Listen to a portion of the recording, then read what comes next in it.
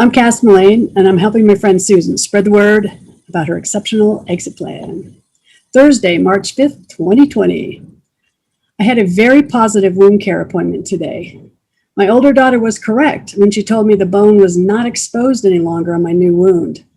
The wound is filled in 0.4 centimeters from the bottom and completely covered the bone. Dr. Dash said all my wounds looked better and a couple of them measured smaller.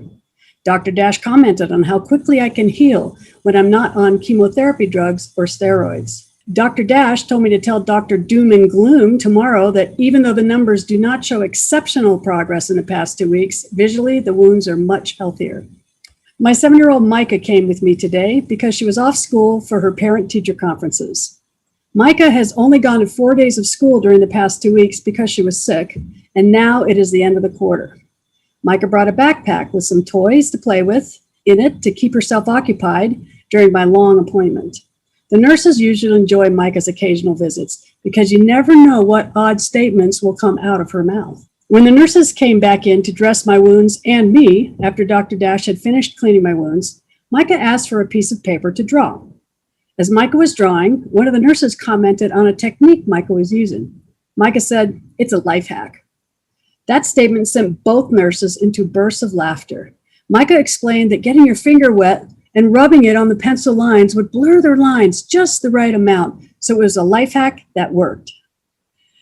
I've been amazed at the words Micah knows since she was 3 and talking about obsidian.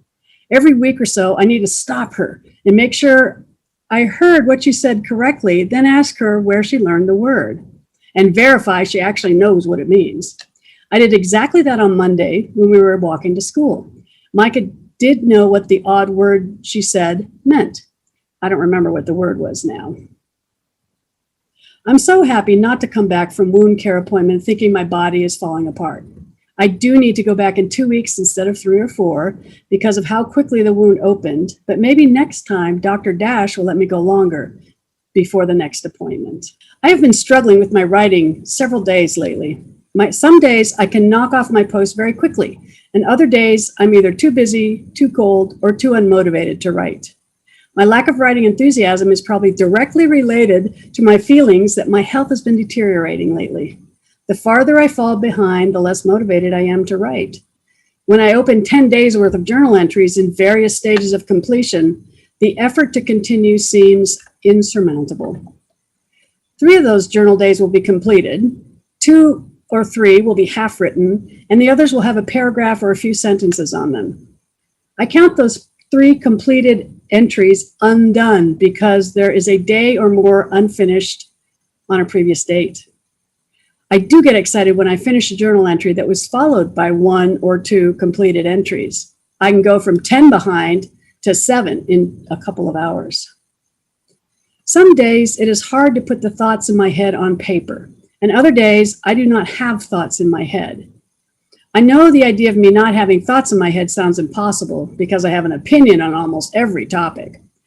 But the sweats accompanying the hole in my booty are taking a toll on my brain. My piece of advice to you is keep going even when you only make baby steps. I need to do a lot of client work in March, and I might fall farther behind with my journal writing. I am okay with baby steps because writing only a sentence or 2 is better than leaving a blank page.